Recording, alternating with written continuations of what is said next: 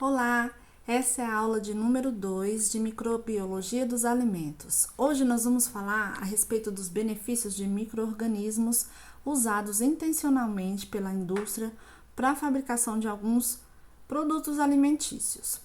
Citando alguns exemplos, são produção de vinagres, picles, bebidas alcoólicas, azeitonas, leites fermentados, pães em geral. São alguns exemplos de alimentos que são intencionalmente adicionados micro-organismos e que fazem bem à nossa saúde. Vou falar um pouquinho a respeito também de probióticos e quais são seus benefícios.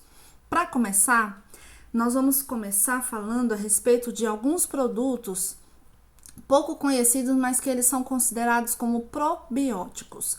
O que são probióticos? A definição de probióticos são bactérias benéficas que vivem no intestino e melhoram a saúde geral do organismo. Ele traz benefícios, facilita a digestão, ajuda na absorção de nutrientes e fortalece o sistema imunológico. Então, quando a flora intestinal, porque nosso intestino é cheio de bactérias boas que ajudam na digestão.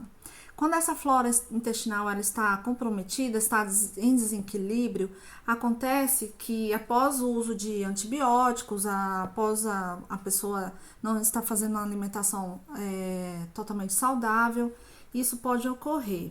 Prejudicar o sistema imunológico, vai deixar o organismo mais suscetível a doenças.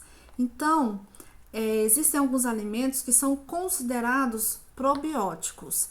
E esses probióticos são as bactérias boas que ajudam nessa flora intestinal, são encontrados, por exemplo, no vinagre de maçã, no kefir, nos iogurtes em geral, iogurte natural, através também de leites fermentados, kombucha ou kombucha, como muito se fala, produtos orientais à base de soja, chucrute, picles, leveduras naturais, aquelas leveduras que são feitas, que são utilizadas para a fabricação de pães artesanais. Então eu vou falar um pouquinho de cada uma delas, explanar mais ou menos um pouquinho qual é o benefício de cada uma. Lembrando que algumas pessoas elas não podem utilizar certos produtos que contêm algumas bactérias, mesmo que sejam boas. Pessoas com a imunidade comprometida são exemplos dessas pessoas que não podem utilizar com tanta regularidade. Então vamos lá na explicação de cada produto. O primeiro deles é o kefir. Kefir é uma cultura de micro-organismos que é possível ser elaborados através de uma bebida fermentada. Essa bebida ela pode ser elaborada diversas vezes na cozinha, onde esse kefir eles são como se fossem granulozinhos e eles se multiplicam a cada vez que você prepara. Então existem dois tipos de kefir, tem o kefir de água e o kefir de leite. Eles são micro-organismos que precisam ser alimentados. O de leite, você vai utilizar o leite como preparo, que no final vai resultar em iogurte. E o kefir de água, você vai alimentá-lo com água e açúcar. E aí você coa, tira todos esses granulozinhos e pode utilizar a bebida. Então, esses granulozinhos, eles são micro-organismos vivos e precisa de muito cuidado, não pode utilizar, por exemplo, leite quente, não pode utilizar água quente para você fazer essa multiplicação. E o interessante é que você pode compartilhar um pouquinho da sua cultura de micro-organismos com outras pessoas. Ele não tem à venda no mercado. A cultura do kefir é você compartilhar e fazer uma doação. Para que você tenha sempre, você pode também congelar. O kefir de leite ele pode ser congelado facilmente. Então, esse é um exemplo de micro-organismos que são benéficos para a nossa saúde. O próximo que eu gostaria de falar é o kombucha. Ele pode ser chamado de kombucha ou kombucha. É um nome dado a um tipo de chá fermentado.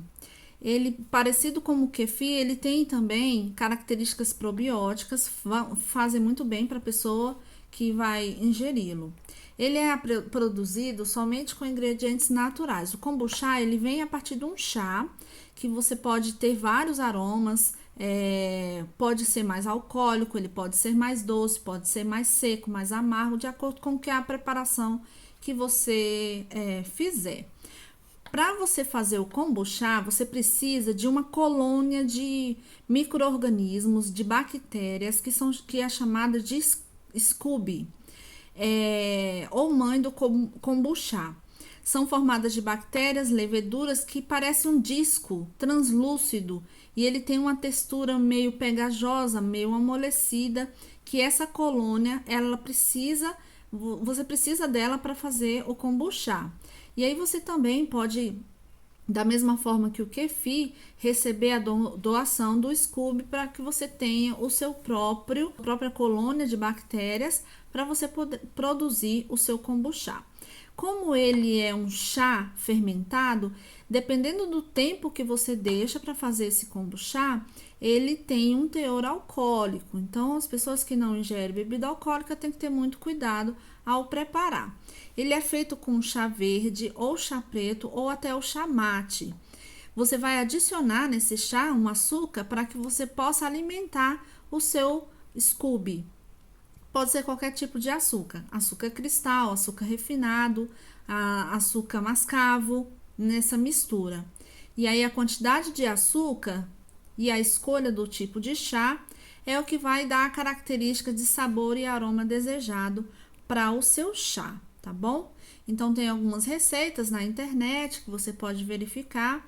E lembrando que as pessoas que têm a imunidade comprometida têm que ter uma recomendação médica, porque você está ingerindo alimentos com bactérias. Então, dependendo da sua saúde, você precisa ter uma recomendação médica para saber se realmente você pode ou não. Agora, nós vamos falar a respeito do chucrute. O chucrute é uma preparação culinária que ela é feita através da fermentação das folhas frescas do repolho ou da couve. Então, geralmente, o repolho ele é mais comumente utilizado. Esse repolho, através da fermentação dele, faz com que algumas bactérias e algumas leveduras presentes de forma natural no repolho entrem em contato com açúcares liberados pelo legume e aí produz um ácido. E esse ácido faz com que aconteça o crescimento, o desenvolvimento de algumas bactérias que são consideradas probióticas. O mesmo tipo de micro-organismo que se encontra em alimentos como iogurte ou até o kefir. Ele vai ser fermentado e ele tem vários benefícios também. Melhora a digestão, ajuda na absorção de nutrientes, fortalece o sistema imunológico e ajuda também no estado geral de saúde. Então, geralmente lá no sul do nosso país, as pessoas elas têm um hábito de consumir o chucrute. Mas muito cuidado quando você fizer o chucrute, porque algumas pessoas elas podem ter alguma reação alérgica, porque ele fica um produto muito ácido, tá bom? Então, muito cuidado. E ele também é considerado como um probiótico. Então, nada mais é do que uma conserva de repolho. O interessante é que esse chucrute ele ficou muito famoso lá na Alemanha. E aí nós temos aqui alguns descendentes alemães que têm a tradição de preparar o chucrute para a sua família. Então, o chucrute também ele é considerado um alimento probiótico por conta das bactérias que são produzidas através da fermentação do repolho.